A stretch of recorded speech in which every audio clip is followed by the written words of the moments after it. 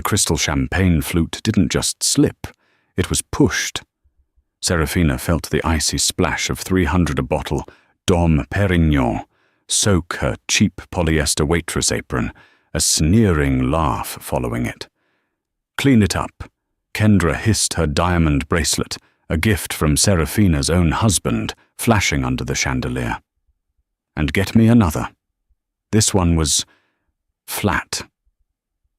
Kendra thought she was humiliating a destitute ex-wife forced into menial labor. She didn't know she was mocking the woman who, in 10 minutes, would be announced as the co-owner of the entire restaurant chain. The next words from the CEO's mouth weren't for his mistress, they were for his wife. The ache in Seraphina's feet was a dull, constant throb, a painful reminder of her new reality. For the past 28 days, she had not been Seraphina Price Thorne, wife of Valor Hospitality Group's CEO, Marcus Thorne. She had been Sarah, the new, vaguely incompetent waitress at the Gilded Spire, her husband's flagship restaurant. The polyester uniform, a drab shade of grey, chaffed at her neck. She'd spent the last decade in bespoke silk and cashmere, and the cheap fabric felt like a betrayal. Her hair, usually coiffed in a sleek blonde bob, was pulled back in a severe, unflattering bun, tucked beneath a hairnet that made her scalp itch. "Sarah, table 4 needs water, and the host just sat a 6-top in your section. Pick up the pace." That was Robert, the restaurant manager. He was a decent man, perpetually stressed his tie, always slightly askew.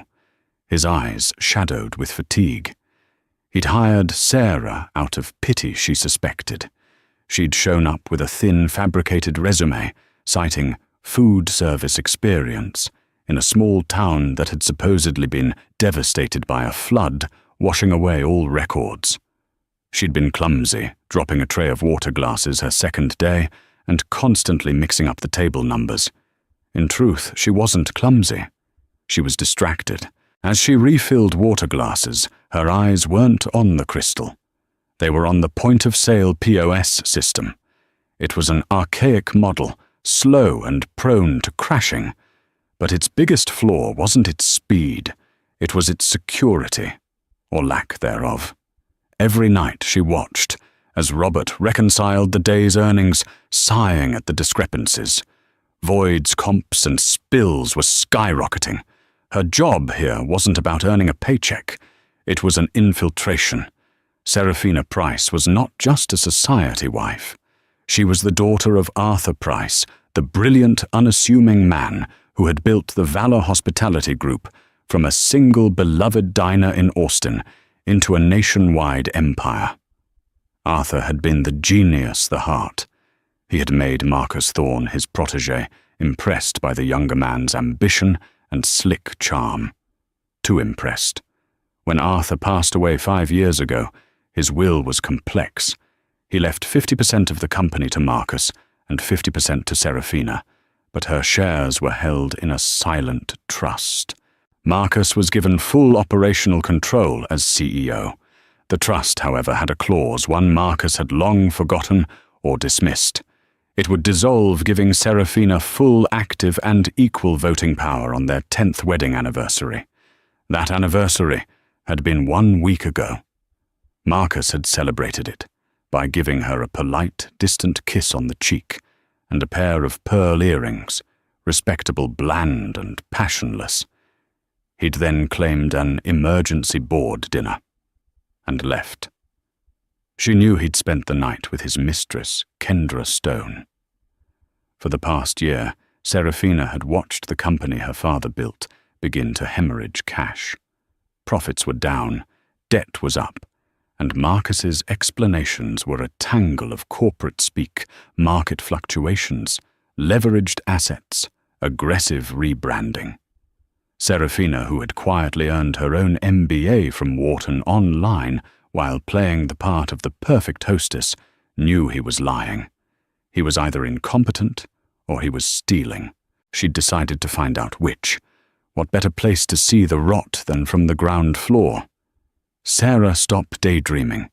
Maria, another waitress, nudged her. Maria was in her early 20s, working 2 jobs to pay for night school. Table 2, the blonde with the facelift, is glaring at you. She said her soup is cold. Right. Sorry, Maria. Seraphina hurried over, offering her most apologetic smile. This is tepid, the woman snapped, pushing the bowl of lobster bisque away. Are you new? You seem lost. I'm very sorry, ma'am. I'll have the kitchen remake it immediately. As she turned, she saw them. Marcus Thorne, her husband, striding into his restaurant like he owned the place, which he thought he did. He was wearing a custom navy Brioni suit, his Patek Philippe watch gleaming. On his arm, clinging to him, with a possessor's entitlement, was Kendra Stone. Kendra was everything Seraphina was not.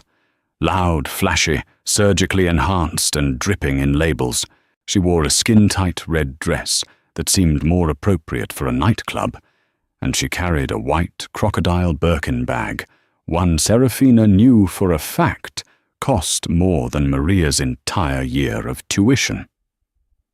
Seraphina's blood went cold. Her heart hammered against her ribs, a painful, frantic bird in a cage. This wasn't supposed to happen. Marcus never came to the flagship for lunch on a Tuesday, and he never brought Kendra here. This was his place of business, and even he wasn't that arrogant, until apparently today. Robert rushed forward, his face a mask of practiced welcome. Mr. Thorne, what a pleasant surprise. We weren't expecting you.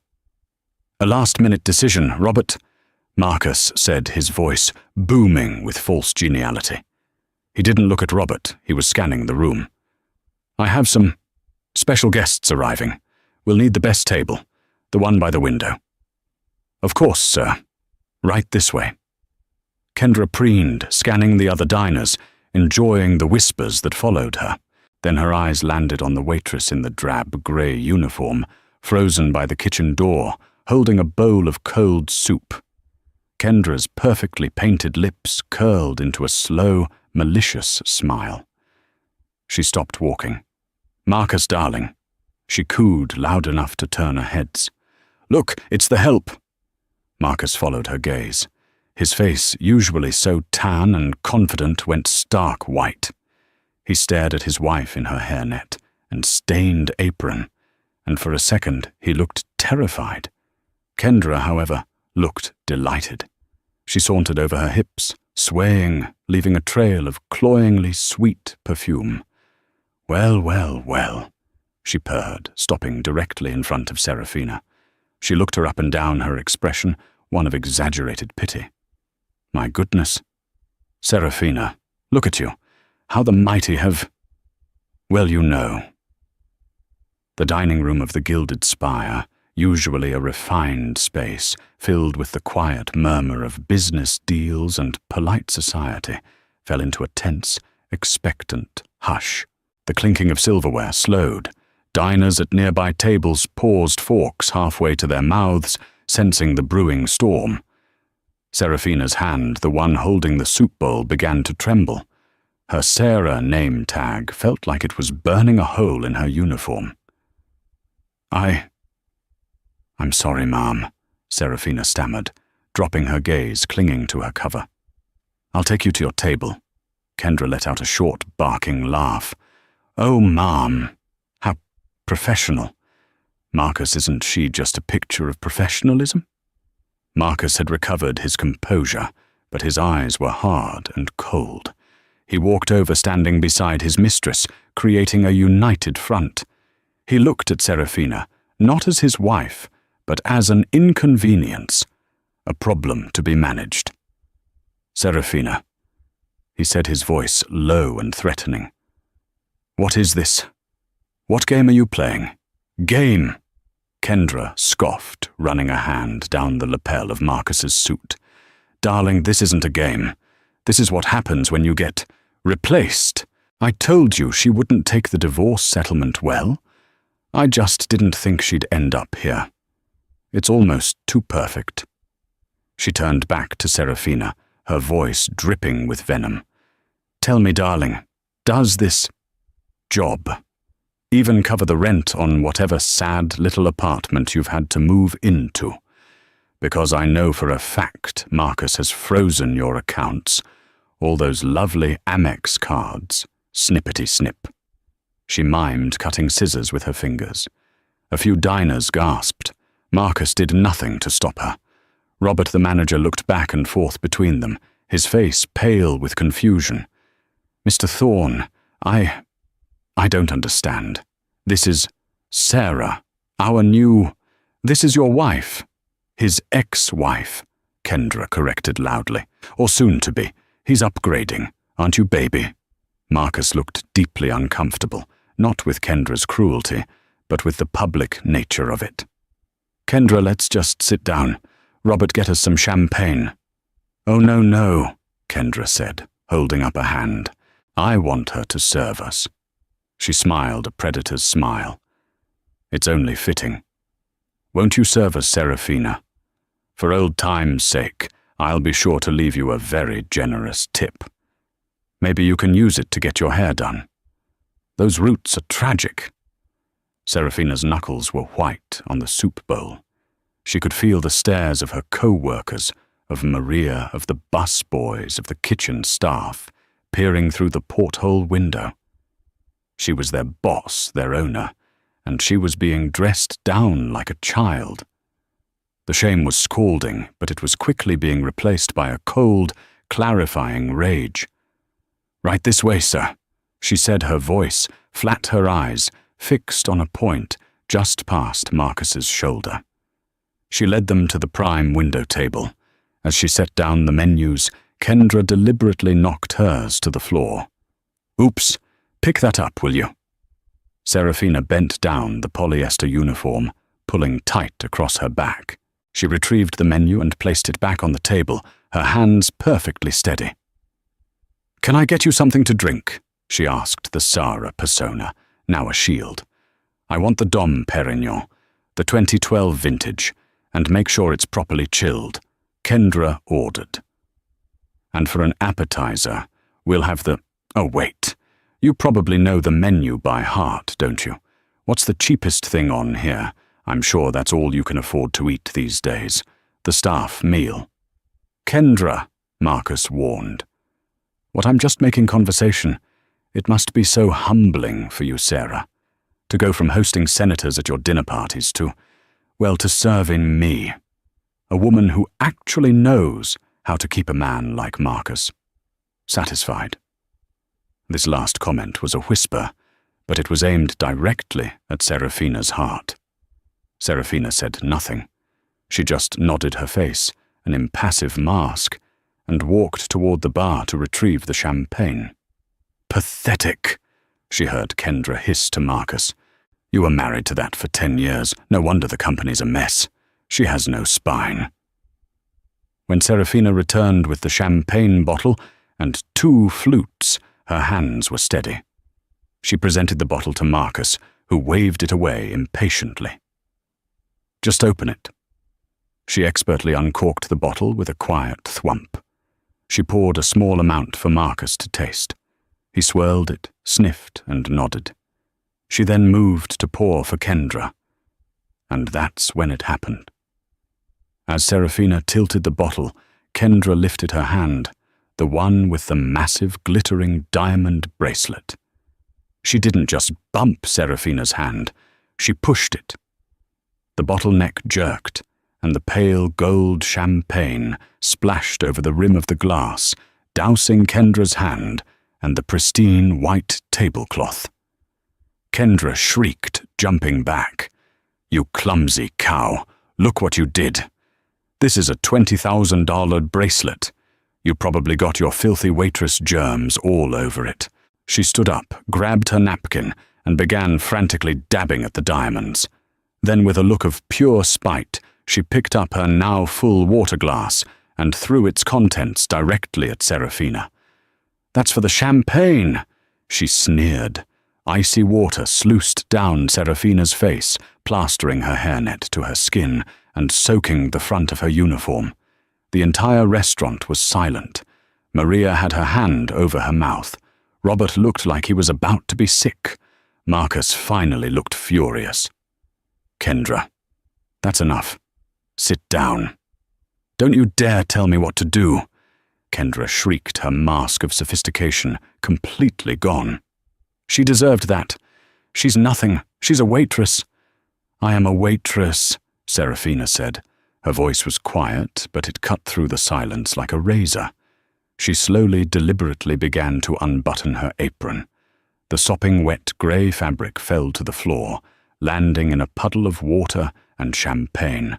"You're right," Seraphina continued, her voice gaining strength. She pulled the ridiculous hairnet off, and her blonde hair, damp but free, tumbled to her shoulders. "I am a waitress. I've been a waitress here for 28 days, and in that time, I've learned more about this company than you have in the 2 years you've been sleeping with my husband." Kendra's jaw dropped. Marcus's face went from white to a dangerous mottled red. "Seraphina, stop. Right now." "Stop what, Marcus? Stop telling the truth." She turned to Kendra.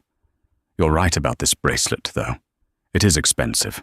I approved the wire transfer for it myself." Kendra blinked. What are you talking about?" "Oh, not knowingly," Seraphina said with a cold laugh. "It was hidden, buried in an expense report under promotional marketing and influencer outreach, along with the lease on your condo, and your car, and that lovely Birkin bag. You're a very expensive promotional item, Kendra." She then turned her ice-blue eyes on her husband. "And you, Marcus, are a very, very stupid thief." The air in the gilded spire crackled with the kind of tension that precedes a lightning strike. The other diners were no longer pretending not to listen. They were a captive audience watching the high-stakes drama unfold. Marcus Thorne took a step forward, his face a thundercloud. He grabbed Seraphina's arm, his fingers digging into her bicep. "You're making a scene," he hissed, his voice a low growl meant only for her. "You will walk out of this restaurant right now, or I will have you removed." Seraphina didn't flinch. She didn't pull away. She simply looked down at his hand on her arm, then back up to his eyes. "Remove your hand, Marcus," she said, her voice devoid of all warmth. "Or I will have you removed. You seem to be forgetting whose name is on the original charter." He hesitated. That more than anything told her he knew. He knew about the 10th anniversary clause. He had just banked on her being too stupid, too passive, or too broken to ever use it. He had miscalculated. He slowly, reluctantly let go of her arm. "What is she talking about, Marcus?" Kendra demanded, her voice rising to a shrill peak. "What charter? Tell her to shut up. Tell this server to get out." "In a minute," Seraphina said calmly. She looked around, her eyes landing on the back of the dining room. "But first, I believe your other guests have arrived." Marcus's head whipped around. Just as he'd planned, 2 men in expensive-looking but ill-fitting suits were being led through the door by the hostess. They looked more like Vegas high rollers than venture capitalists. Beside them, looking nervous, were 2 reporters from the Wall Street Journal and Forbes, whom Marcus had clearly invited to witness his big move. This was the real reason for the lunch. It wasn't just a date with Kendra. It was a press luncheon. He was planning to announce something. "Ah, Mr. Sloane," Marcus said, forcing a smile and striding toward the men, leaving Kendra and Seraphina in a standoff. "So glad you could make it. And you as well, ladies," he said to the reporters. "Please sit. We have a lot to discuss." He gestured to the large private table he had reserved, but the reporters' eyes were glued to Seraphina, who was still standing in the center of the room, her damp uniform shirt clinging to her. "Mr. Thorne," said the Forbes reporter, a sharp woman named Diane. "We seem to have walked into something. Care to comment?" "Just a domestic disagreement," Marcus said, waving a dismissive hand. "My ex-wife is unwell. "Robert," he barked. "Call security. Escort Miss Price out." Robert, who was still standing by the manager's podium, looked paralyzed. "Sir, He means me. Robert." Seraphina called out her voice, resonating with newfound authority. "But Ms. Price is my father's name, and it's the name on 50% of this building, so I'll be staying." She walked past Marcus, past Kendra, and stood directly in front of the investors and the reporters. "Good afternoon, gentlemen, ladies. My name is Seraphina Price Thorne.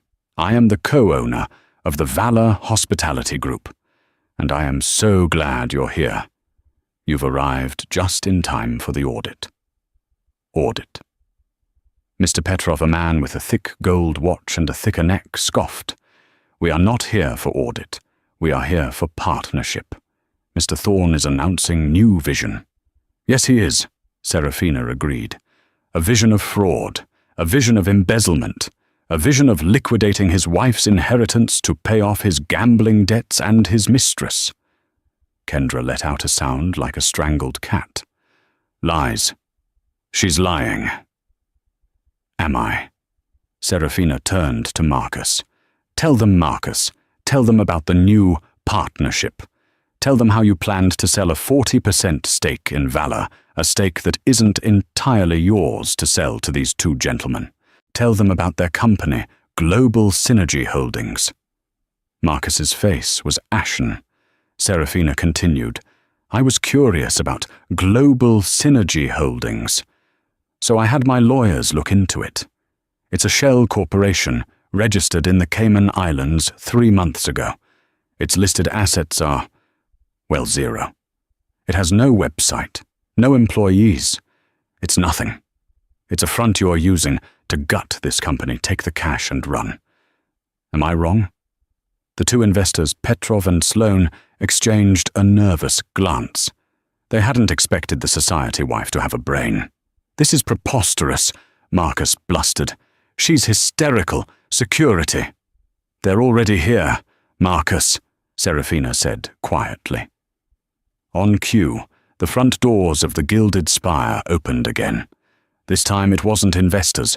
It was 2 uniformed police officers and 2 people in sharp, sober suits, a man and a woman carrying briefcases. They were Seraphina's forensic accounting team. "This," Seraphina announced to the room, "is Mr. Hayes and Miss Chen from Deloitte, and these," she gestured to the officers, "are here to prevent anyone from leaving or destroying evidence." Kendra's eyes darted to the door, then back to Marcus. The panic was real now. "Marcus, do something." Marcus just stood there, his jaw working silently, the trap snapping shut around him. The Wall Street Journal reporter was already typing furiously into her phone. "You see Kendra," Seraphina said, walking back toward the table, her wet shoes squeaking on the marble. "You thought I was just a waitress. You thought I was a pathetic, cast-aside wife. You and Marcus both made the same critical mistake." She picked up the champagne-soaked apron from the floor and tossed it onto the table right in front of Kendra's plate. "You thought I was stupid. You forgot who my father was. You forgot who I am." To understand the steel that was now hardening in Seraphina's spine, you had to understand Arthur Price. Arthur wasn't a shark. He was a craftsman. He'd started The Beacon, his first diner in Austin, with a small inheritance and a belief that good food, fair wages, and a clean ledger were the holy trinity of business. He'd personally tiled the floors. He'd created the recipe for the sky-high apple pie that had first put him on the map. Seraphina had grown up in that diner. She'd done her homework in booth number 4. She'd learned to count by reconciling the cash register receipts at night with her father, his big warm hand guiding hers. "The numbers don't lie, Sarah Bean," he'd always say, his favorite nickname for her. "People do. But the numbers always tell the story." Marcus Thorne had entered their lives like a summer storm, all flash and noise. He was an ambitious MBA grad from a lesser-known school, desperate to make a mark. He'd seen Arthur's success and charmed his way into a job. He was a brilliant salesman. He could sell ice in a blizzard, and he sold himself to Arthur as the son he never had. He sold himself to Seraphina, too. She, quiet, studious, and more comfortable with a balance sheet than a ballroom, was dazzled by his confidence, his easy smile, the way he seemed to adore her. Arthur, for all his folksy wisdom, had one blind spot. He wanted his daughter to be happy, and he mistook Marcus's ambition for strength. When they married, Arthur had just launched the Valor Hospitality Group, turning his single diner into a blueprint for affordable luxury restaurants. He'd made Marcus CEO, wanting to step back and enjoy his life. And for a while, it worked. Then Arthur got sick, a fast, brutal cancer. On his deathbed, his hand, frail and papery, had gripped Seraphina's. The trust, he'd whispered, his voice thin. The 10-year clause, it's for you, not for him. It's a safety switch, in case the numbers start to lie. Seraphina hadn't understood. The numbers don't lie. Daddy? She'd whispered back, tears streaming. No. Arthur had rasped his eyes, finding Marcus, who stood at the foot of the bed, the picture of a grieving son-in-law. But liars learn to hide them. Watch the numbers, Seraphina. Always. He died that night, and Seraphina, lost in her grief, let Marcus take the reins completely. She retreated, becoming the perfect, quiet Mrs. Thorne, hosting his parties, smiling at his investors, and never ever looking at the books. It was easier that way. The first crack in the facade appeared 8 months ago. She'd been looking for a tax document in Marcus's home office, a room she rarely entered, when she found a bank statement for an account she didn't recognize. A private account. In his name only. She'd seen the transfers. Small at first. $10,000 here, $20,000 there, all from a holding company she knew belonged to Valor. She'd confronted him. He'd been so smooth. Darling, that's just a bonus payout account. Standard executive practice. Don't worry your pretty head about it. He'd kissed her, told her she looked beautiful, and said he'd booked them a trip to Paris. She'd wanted to believe him, but she heard her father's voice. The numbers always tell the story. So she started to watch. Quietly. From a distance. She opened her own online brokerage account. She started reading the financial news he'd always dismissed as boring. She saw the Valor stock price dipping. She read about new expensive projects, a Miami nightclub, a disastrous hotel venture in Dubai, that were all flash and no profit. They weren't Arthur Price projects. They were Marcus Thorne projects. Then 2 months ago, she'd hired a private investigator. Not for the company. For Marcus. The photos had been clinical. Devastating. Marcus and Kendra Stone, laughing, kissing, leaving a jeweler's. The date on the photo was the day he'd told her he was flying to Chicago to fix the Midwest division. The betrayal was a physical blow, but it was the second thing the PI found that truly galvanized her. Kendra wasn't just a fling. She was a vortex of spending. The PI's report came with a list of gifts, the condo, the car, the jewelry, all traced back to shell companies funded ultimately by Valor Hospitality. He wasn't just cheating on his wife. He was robbing his partner. He was destroying her father's legacy. Her 10th anniversary was 1 month away. The safety switch was about to activate. She'd met with her father's old lawyer, a man Marcus had pushed into retirement, and formulated the plan. She didn't just want to take the company. She needed to know how he was doing it from the inside. She needed undeniable public proof. So, Sarah was born. She'd dyed her hair, a mousy brown, got fake glasses, and applied for the waitress job. For 28 days, she had listened. She'd heard the staff complain about corporate cutting their overtime. She'd seen the cheap cuts of meat being passed off as prime. She'd watched Robert the manager fudge inventory numbers to avoid getting screamed at by Marcus's corporate lackeys. And every night after her 12-hour shift, she'd gone not to an apartment, but to a suite at the Four Seasons under an assumed name. There she'd meet with the forensic accountants, feeding them the on-the-ground information they needed to follow the digital trail. The final piece of the puzzle had clicked into place just last night. The Global Synergy Holdings deal. It wasn't just embezzlement anymore. It was a full-scale liquidation. He was planning to sell the company's core assets to his cronies for pennies on the dollar, bankrupting Valor and walking away with millions in cash. He'd called this press lunch to announce it as a bold new partnership. He'd just never imagined his clumsy, invisible waitress would be the one to stop him. The Gilded Spire was now a courtroom. The diners were the jury. The reporters were the scribes. And Seraphina was the prosecution. "Marcus," she said, her voice carrying across the silent room. "Before Mr. Hayes and Ms. Chen begin their presentation, and trust me, it's fascinating, complete with flow charts of your wire fraud, I'd like to correct a few statements that were made earlier." She turned her gaze to Kendra, who looked as if she'd swallowed a wasp. "First, my accounts. You were right, Kendra. Marcus did freeze our joint accounts. It was a petty, spiteful move." She paused, then gave a small, cold smile.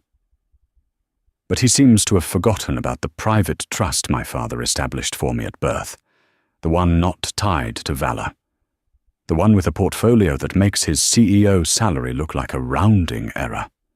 So no, I'm not worried about my hair or my rent." Kendra's heavily made-up face seemed to pale beneath the foundation. "Second," Seraphina continued, this divorce. Marcus can't divorce me and take the company, because the company was never his, not really. He was a steward. A very, very poor one. She walked to the head of the table where Marcus was supposed to have sat. She stood in the chairman's spot. When my father Arthur Price passed, he left a brilliant will.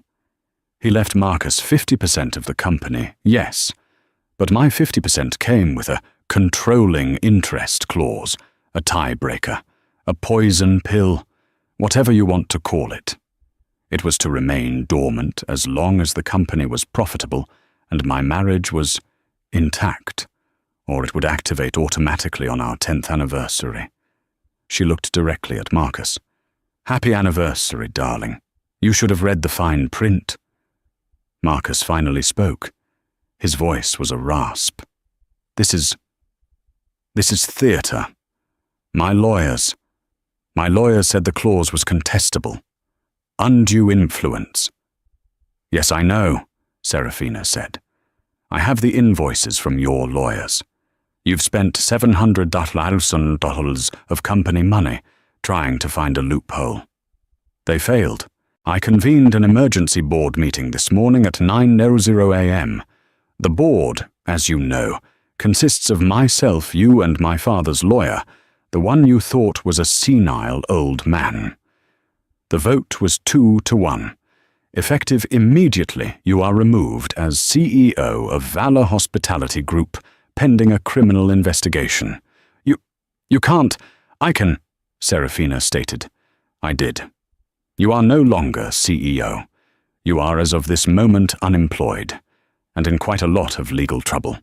The Forbes reporter Diane spoke up, her voice sharp. "Ms. Pricethorne, are you saying you're the new CEO?" Seraphina looked at her. "I am the new chairwoman of the board and the controlling shareholder. I will be appointing an interim CEO, Robert." She called out, and the manager nearly jumped out of his skin. "Robert, you're the interim manager of Valor's flagship. You've been promoted. Congratulations. We'll talk salary later." A real one. Robert just blinked, speechless. As for CEO, Seraphina continued, I'll be leading the search committee myself. My first act as chairwoman is to halt this fraudulent partnership with, Global Synergy Holdings. She looked at Mr. Petrov and Mr. Sloane. Gentlemen, I believe you're accessories to conspiracy to commit wire fraud. The officers are here for you as well. You might want to call your lawyers, if you even have any. Petrov and Sloane shot up from their chairs and made a dash for the door. The two police officers who had been waiting patiently stepped in front of them, blocking their exit. We'll take your statements now, sirs, one officer said calmly. Kendra, seeing her escape route and her meal ticket cut off, finally snapped. This is insane, Marcus. She's bluffing. You're Marcus Thorne. You won't let her do this.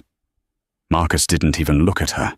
He was staring at Seraphina, his expression one of pure, unadulterated hatred. He had been so close. He'd outrun his debts. He'd found his patsies. He'd neutralized his wife. He had lost everything in a public restaurant at the hands of a woman he'd dismissed as a waitress. You, he whispered, his voice shaking with rage. You bitch! Seraphina didn't even react. She simply turned to the accountants. Mr. Hayes, if you would, I believe Ms. Stone's bracelet is Exhibit A. Mr. Hayes, the lead auditor, was a man who looked like he'd been born in a grey suit. He stepped forward, opened his briefcase, and retrieved a thick, bound report. He placed it on the table with a heavy, definitive thud. Mr. Thorne. Hayes began, his voice flat and unemotional. We have been conducting a full forensic audit of Valor Hospitality Group at the request of Ms. Price Thorne for the last 28 days. The financial irregularities are extensive. The Wall Street Journal reporter was now recording with her phone, the red light a malevolent eye. We have tracked, Hayes continued, a total of $4.2 million in unauthorized, uninvoiced transfers from Valor's operating accounts to 3 offshore shell companies. Global Synergy Holdings is only the most recent. He then looked at Kendra. The other two, Keystone Holdings and Miami Bright Ventures, seem to exist for one purpose, to fund your personal lifestyle, Ms. Stone. Kendra, who had been trying to shrink into the background, was now back in the spotlight. What, that's ridiculous. I'm a brand ambassador, she protested weakly. We found no such employment contract, Ms. Chen. The other auditor interjected, stepping forward. We did find the bill of sale for a 2024 Bentley Continental, the 12-month lease on your condo at the Portofino Tower, and receipts from Cartier Van Cleef and Arpels and Hermes, all paid for by Keystone Holdings, which was in turn funded by Valor's promotional marketing budget. She produced a printout. This, for example, is the receipt for the bracelet you are currently wearing, $22 of $500. It was logged as deposit for Miami Food and Wine Festival booth. Kendra instinctively covered the bracelet with her other hand. That bracelet, Seraphina said, her voice cutting in, was purchased with money that should have gone to my employees' 401k matching fund, which Marcus suspended 3 months ago, citing cash flow problems. Maria, the young waitress, gasped. The other staff members who had all gathered by the service station began to murmur angrily. They hadn't been paid their full benefits all, so this woman could wear diamonds. And now, Seraphina said, her voice rising, we come to the main event, the Gilded Spire, this very restaurant. She turned to Robert, the manager. Robert, how much have your food costs gone up this quarter? Robert, still reeling from his promotion, stammered, They're up 40%, Ms. Price. Corporate said, they said our suppliers were raising rates. They lied, Seraphina said. Our suppliers haven't raised their rates, but Marcus set up a new intermediary supply company, a company he owns. He's been buying produce from our farmers for, say, $1, selling it to his fake company for $3, and then selling it back to his own restaurant for $5. He's been marking up his own supplies and pocketing the difference. That's why the food is terrible, Robert. That's why your margins are gone. He's been stealing from his own kitchen. This more than anything seemed to horrify the diners. He's been poisoning the well, Seraphina said, summarizing her father's worst business sin. He's been destroying the product to line his pockets. My father built this company on quality, on trust. And you, she pointed a shaking finger at Marcus, you burned it all down. For her, for your gambling debts. Debts, the Forbes reporter pounced. What debts? Oh, he didn't tell you that part. Seraphina gave a hollow laugh. Mr. Thorne has a problem. A $3 million marker at a casino in Macau. A marker that was due today. This global synergy deal wasn't just greed. It was desperation. He was going to sell my father's legacy to a couple of con artists to pay off a loan shark. The room was utterly silent. Marcus Thorne, the titan of hospitality, was revealed as nothing more than a desperate common thief. Marcus, Kendra whispered, her voice trembling, finally understanding. Is that true? You're broke. The horror in her voice wasn't for his crime. It was for his bank account. Marcus didn't answer. He just stared at the report on the table. Kendra. Seraphina said, her voice softened now, but with pity, not kindness. He didn't just freeze my accounts. He froze all the accounts. There's no money left. The Amex he gave you, it was declined this morning. Kendra's face crumpled. This was the final fatal blow. All the preening, the arrogance, the mockery. It was all based on a foundation of stolen money that was now officially gone. Now, Seraphina said, turning to the officers, I believe you have enough. Mr. Hayes, Ms. Chen, thank you. You'll be coordinating with the district attorney's office. Officer, please escort Mr. Thorne out. The officer stepped forward. Mr. Marcus Thorne, you are under arrest for suspicion of embezzlement wire fraud and grand larceny. The officer took Marcus's arm, and for the first time Marcus resisted. He yanked his arm back, his eyes wild. You won't get away with this, Seraphina! He roared, finally finding his voice. I'll fight you. I'll tell them you're insane. You'll what, Marcus? Seraphina asked, unafraid. Tell them more lies. The numbers don't lie. My father taught me that. And your numbers? They tell a very, very ugly story. He lunged. Not at Seraphina. He lunged for the auditor's report on the table, grabbing the bound document and trying to rip it apart. It was a final, pathetic, animalistic act of desperation. The second officer moved instantly, tackling Marcus around the waist. They hit the table hard. Glasses plates and the remains of the Dom Perignon went flying. Kendra screamed as Marcus was wrestled to the floor, the click, click, click of handcuffs echoing in the grand dining room. The sound of the handcuffs ratcheting shut was brutally loud in the grand, silent dining room. It was a sound of finality, a metallic full stop on the life Marcus Thorne had built. He was on the floor, his $5,000 leather suit ripped at the shoulder, his face pressed against the cool Italian marble he had so proudly imported. The facade of the charming CEO was gone, replaced by the desperate, cornered animal underneath. You can't do this, he sputtered, his voice cracking.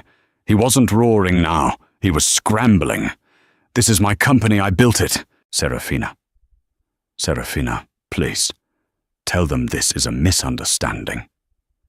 Seraphina looked down at her husband, the man she had once loved, the man who had tried to discard her like trash.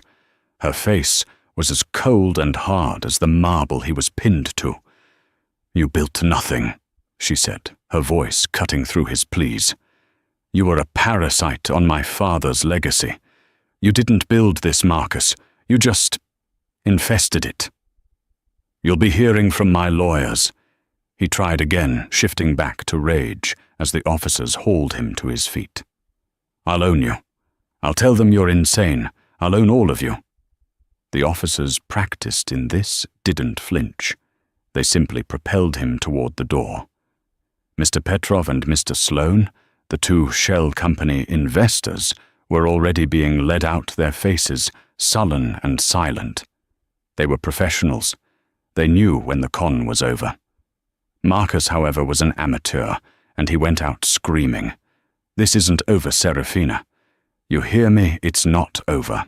The grand oak doors of the gilded spire swung shut behind him, cutting off his threats. And he was gone. A heavy, profound silence descended thicker than the expensive carpets. Every eye in the room, diner reporter and staff, now turned to the last piece of the wreckage, Kendra Stone. She sat at the ruined table, a statue of spoiled ambition, her face a grotesque painting of streaked foundation and running mascara. She was trembling, her gaze fixed on the door her protector had just been dragged through. He's coming back, right?" she whispered to no one. "Marcus, he'll fix this." Seraphina walked over to the table, her wet shoes making tiny squeaking sounds on the floor. She stood over her rival. "He's not coming back, Kendra." Kendra's head snapped up, her eyes, red-rimmed and wild, finding Seraphina. The panic was finally setting in. "The officer," she stammered, her hand instinctively clutching her wrist. He said they're taking my bracelet. He can't." "It's mine. Marcus gave it to me." "He didn't give it to you, Kendra," Seraphina said, her voice not cruel, just factual. "He stole it for you. It was purchased with funds that should have paid for my employees' health insurance. It's not yours. It never was." That was the sentence that broke the spell. Kendra's eyes widened as the reality of her situation collapsed on her. It wasn't just the bracelet. It was the condo, the car, the Birkin bag, the entire life she had built on Marcus's lies. I have nothing," she whispered, the terror raw and naked. "You have what you started with," Seraphina replied, unmoved. Kendra's shock instantly curdled into a familiar, acidic hate. You bitch!" she hissed. "You planned this. You stood there and let me. You humiliated me." "You humiliated yourself, Kendra," Seraphina said, leaning in slightly. "You mocked a woman you thought was beneath you. You threw champagne on a waitress. You just picked the wrong one." Seraphina reached into the pocket of her drab polyester slacks. Her fingers found the small, crumpled ball of paper money. She pulled out the $20 bill damp from the water Kendra had thrown at her. She flattened it on the table right in the puddle of Dom Perignon. "This," Seraphina said, "is for a taxi to get you wherever you go next. I'd suggest you take it and leave before the reporters decide you're their next story. I suspect you won't like the headlines you'll be in tomorrow." Kendra stared at the $20 bill as if it were a scorpion. It was the ultimate, final humiliation. It was real money. It was earned. It was everything she wasn't. With a choked sob, she snatched the bill. She grabbed her white crocodile Birkin bag, a bag Seraphina knew would be repossessed by the company before sundown, and scrambled to her feet. She tried for one last glare of defiance, but it broke. She turned and fled. She didn't walk. She ran, her stilettos clattering in a desperate, unglamorous retreat, her wails echoing off the marble until the door swung shut behind her, too. Seraphina was left standing alone in the center of the chaos. She closed her eyes for a single long second. The adrenaline that had held her upright for an hour began to fade, and in its place, a bone-deep exhaustion settled in. She felt the dampness of her cheap shirt, the ache in her feet from a 28-day shift. She was still for this one moment, Sarah. She opened her eyes. The entire restaurant was watching her. Then from a corner table, table 4, the one who'd had the cold soup, an elderly man stood up. He was distinguished, wearing a simple but perfectly tailored tweed jacket. He raised his glass. "Young lady," he called out, his voice clear and strong. "I knew your father. Arthur Price was a fine man. A great man. He once comped my meal because my steak was 2 degrees overcooked. He said quality is the only advertising that matters. He would be achingly proud of you today." This, more than the arrests, more than the fear in Kendra's eyes, hit Seraphina like a physical blow. A lump formed in her throat. She could only nod. "Thank you, sir. Thank you." The man's gesture broke the spell. A smattering of applause started, hesitant at first, then rolling through the dining room. The diners, the society wives, the businessmen, the tourists were all clapping. They were clapping for the waitress. Seraphina raised a hand and the room quieted.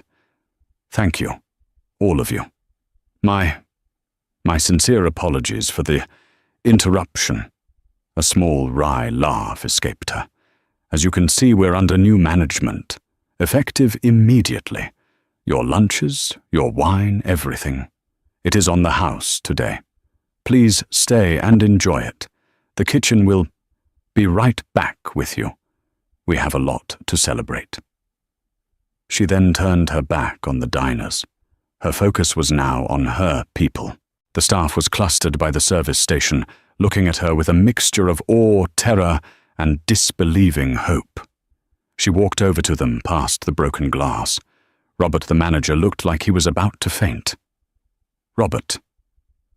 Miss Price," he stammered, wringing his hands. I had no idea. I hired you.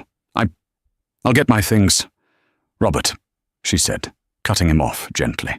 "You're the only one who's shown an ounce of integrity for the last 6 months. You've been trying to keep this ship afloat while the captain was drilling holes in the hull. You're not fired. You're promoted. I'm making you interim COO of the entire Valor Restaurant division. Not just this location, all of them." Robert's mouth opened and closed. "Cool, but I'm a restaurant manager." "And I'm a waitress," Seraphina smiled. "We'll learn together. My father's old office is at corporate. I want you there Monday, 8 a.m. We are rebuilding this company from the studs, and we're starting with your salary. It's being tripled." Robert's eyes filled with tears. He couldn't speak. He just nodded, a look of profound, life-changing gratitude on his face. She then turned to Maria, who was hiding behind Robert, crying silently. "Maria." The young woman wiped her eyes. "Yes, Ms. Price." "First," Seraphina announced loud enough for all the staff to hear, "as of this second, the 401k match is restored. All suspended overtime is to be paid out on the next check retroactively. And, for what everyone had to witness today, everyone on shift gets a $1,000 bonus. Call it combat pay." A wave of gasps and a few muffled cheers came from the kitchen. Maria just stared.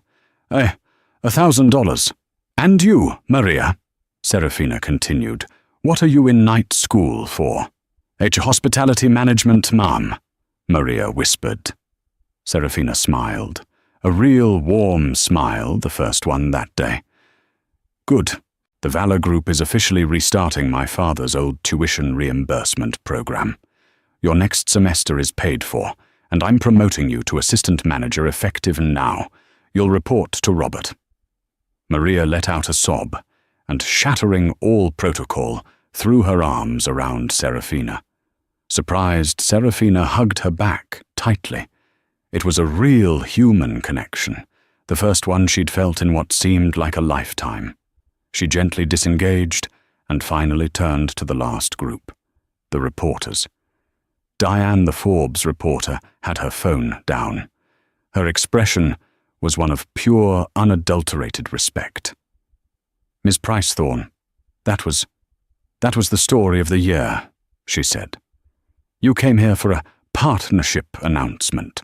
You got one?" "I did," Seraphina said, brushing a damp strand of blonde hair from her face. "You can report that Valor Hospitality Group is not and will not be for sale.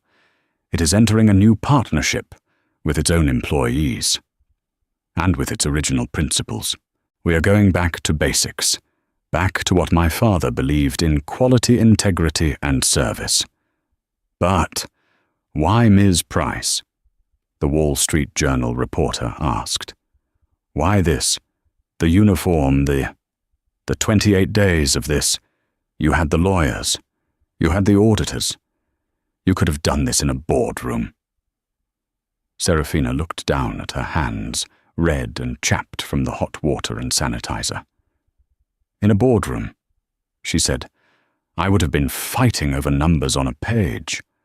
I would have been Mrs. Thorne, the grieving widow, the quiet society wife. They would have dismissed me. My husband dismissed me. To win, I had to know what I was really fighting for. It wasn't just stock prices, it was this." She gestured around the room. "It's the feel of the floor at the end of a double. It's the kitchen staff's stress when the printer jams. It's Robert's panic over food costs. It's Maria's hope for a better life. My father built this company from the ground up, and Marcus was rotting it from the top down. The only way to save it was from the ground up." She looked directly at Diane. "For the last month I've been Sarah, the invisible woman, and I learned that the people you think are invisible, they are the ones who see everything. They know the truth. My husband, he thought I didn't matter. He thought none of this mattered. That was his fatal mistake. As of today, everyone at Valor matters." She gave them a small, tired but powerful smile. "Now, if you'll excuse me, I'm still on the clock, and I need to change." She turned her back on the reporters on the diners and walked toward the staff-only door. She didn't look back. She pushed it open and disappeared into the heart of the house, leaving the world to digest the story of the waitress who had just become the queen. And just like that, Seraphina went from waitress to boss. The Gilded Spire wasn't just a restaurant, it was her kingdom, and she'd just cleaned house. Marcus and Kendra found out that day that true power isn't about the watch on your wrist or the woman on your arm, it's about the name on the deed. They thought they were looking at a victim, but they were staring down a queen. What did you think of Seraphina's ultimate comeback? Do you think Marcus and Kendra got what they deserved? Let us know your thoughts in the comments below. We read every single one. If you love stories of justice and empowerment, where the underestimated finally get their revenge, make sure to like this video, share it with someone who needs to see it, and subscribe to our channel for more real-life drama every week. Don't miss what happens next.